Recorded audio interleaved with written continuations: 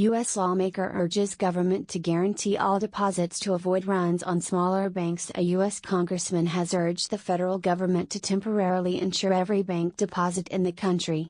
Following the collapses of several major banks, he stressed that if the government does not do this, there will be a run on smaller banks. This is a contagion that could be spread across the entire banking system, he warned U.S. Congressman Blaine Luetkemeyer, RMO, a former banker and a member of the House Financial Services Committee, said last week that the government should temporarily. Silicon Valley Bank put a lot of that to work in what were at the time high-yielding assets. That averaged only 1.6 or 1.7%. Act and maintain deposits, you have to pay up. And banks are not paying up, and they are all seeing their bank deposits go down. The most likely direct impact is just on the tech community itself, which has been battered by valuation. But a lot of these companies have relied on this particular bank for liquidity. They'll have to go elsewhere and expect some dislocation from that. Silicon Valley, because they were always willing to lend against securities that haven't come public yet. So you could even call them, pre-IPO. No one had that exposure. So they are unique. Just like Silvergate was unique with crypto. But I do think that they're big enough to be more like what Art Cashin said. It does feel like Penn Square, maybe hoping to be contained before it gets caught in Illinois. Wanted to share that what I'm hearing is that in fact they are moving very quickly in terms of deposits moving out, making it more difficult for any buyers to really assess and consider a purchase of the bank. Perhaps a bit too early to say, but nonetheless, it would already appear that those attempts to potentially sell this company, and again, there were a lot of interested buyers based on the franchise, but the attempts to potentially sell it certainly seem to be running into the reality of the moment, which is it's hard to buy something when all the deposits are fleeing. And so, we have to. I think the market has to prepare for the possibility that there will not be a sale, and then you can leave it to your own imagination as to what that means. We have to assume the government regulators are already in there as well. Silicon Valley Bank Santa Clara was closed today by the California Department of Financial Protection and Innovation, which appointed the FDIC, the Federal Deposit Insurance Corporation, as the receiver. To protect depositors, the FDIC has created a Deposit Insurance National Bank of Santa Clara. At the time of closing, the FDIC, as receiver, immediately transferred to this new receiver bank all of the insured deposits that were held at Silicon Valley Bank. Americans can have confidence that the banking system is safe. Your deposits will be there when you need them. UBS maybe over there. We've still got New Republic and other issues here. So as an investor, what do you do in these circumstances? Yeah, look, it's very difficult. Investing is always a challenge, but in these markets, it's even more difficult. Risk is hard to take right now because if we really don't know where to take the risk, it's very difficult to put the risk on. So I think right now in today's markets, probably investors shouldn't be committing more to a particular risk position. I'm not sure they should reduce their risk because it's hard to know where to reduce the risk. None of us thought the 2-year was going to rally 100 basis points in less than 7 days. That's a dramatic move. And none of us had any thought that, in fact, these banks were as unstable as they are. So I think at the present time, if I was investing incremental dollars, I'd probably have it in cash. So as a practical matter, what we saw with Silicon Valley Bank and other places seemed to be a mismatch with respect to duration and respect to liquidity, as you had long-term treasuries and other securities matched up against deposits people could withdraw right away. Where might there be similar mismatches, do you think, in the system, either in the banking system or beyond the banking system? No, I think that's an excellent point. I think one of the challenges that the world has, this is not just a U.S. issue, is that for 10+ years, interest rates have been very benign, inflation benign, volatility benign, and people have gotten comfortable with that. And so they've invested more money than they probably would historically into private assets, into private equity, into private credit, in places in which they don't have liquidity.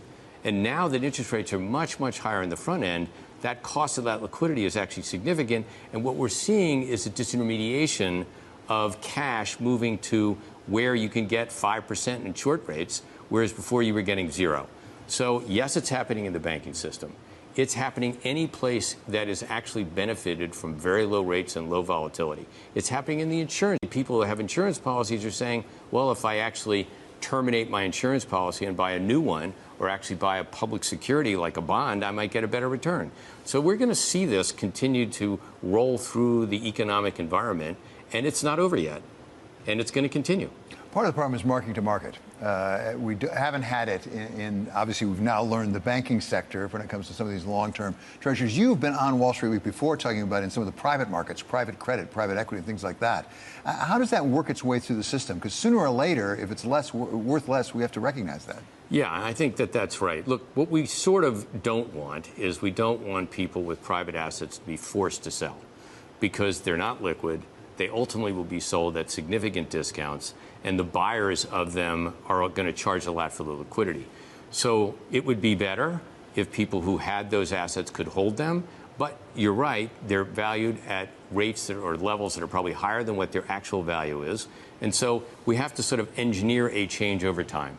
So foundations, endowments, pension plans, any investor that has a sizable amount of private equity or private capital is going to have to figure out where to take their incremental dollars and invest them in public securities. And I think another issue that people have is they spend out of these foundations or endowments. So if your private equity investment is not actually selling companies and producing cash, then you're going to have to take that cash from the public side, which is going to put more pressure on that unequal or imbalanced ratio. So I think this is, again, not going to get solved over the short run, and it could create some acute cases in which people have to sell these assets. What does this tell the Fed? We've got a Fed meeting coming up next week. We had the ECB this week. Stay the course as it was anticipated with a 50 basis point increase. What does it say to the Fed? Does the Fed need to be worried about financial stability at this point? The Fed is worried about financial stability. They've proved that over the weekend. They did exactly what they should have done, which was to stabilize the two banking situations that the FDIC took over and the transaction that you discussed earlier where large U.S. New York banks put money into First Republic. Having said that, inflation is still very high.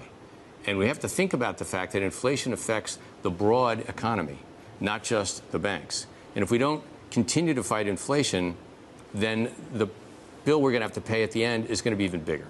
So I think that the liquidity that was created by the bank actions over the weekend created space for the Fed to actually continue to take rates up by 25 basis points. Will they continue to watch the banking situation more carefully? Of course they will. That could change in the future. If a systemic bank fails, that may actually change the Fed's position. But for right now, I think the Fed probably moves 25 basis points. As I said, there's a lot of moving parts still, but if you were going to project right now for the medium term, not just the short term, but the medium term, would you expect the incremental investment dollar to be going to a different place? There's been a rapid growth in private credit, and private equity, which is a bit more opaque, as we've talked about before. Would you expect going forward investors would be a little less willing to put it in private and maybe stick with the public market? Yeah, I do think the cost of liquidity has now gone up dramatically. And where it was kind of a no-brainer to put money in private assets, given what you would get in public assets, or certainly in short-dated public assets, that's changed dramatically. And so I do think on the margin for two reasons. One, the rebalancing issue we discussed, and two is the relative attractiveness of the yields of public securities versus private securities. I also think that there's going to be a reckoning in the private capital or the private credit world where the loans that have been made over the last 10 years in a very benign credit environment. People look at few losses and feel comfortable with that. That could change. And if people then begin to understand, well, those populations of loans are not quite as free from credit risk as I thought, that will also make people think a little bit more about putting money in the public side versus the private side. What does this mean for, if I can call it this, the real economy? I mean, for example, to be very direct with you, is a recession more likely today than it was a week ago? Yes, to be very direct with you. I think that the Fed has been saying, again, since it started raising rates, they want to restrict financial conditions. If you restrict financial conditions, by definition, you have to slow growth. Of course, the Fed is trying to slow growth without creating a recession. That is a very hard thing to do.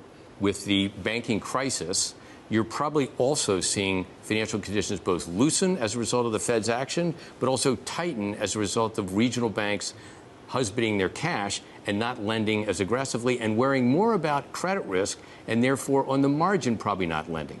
So I suspect on the real economy. Please subscribe our channel and like, share Expo Bitcoin.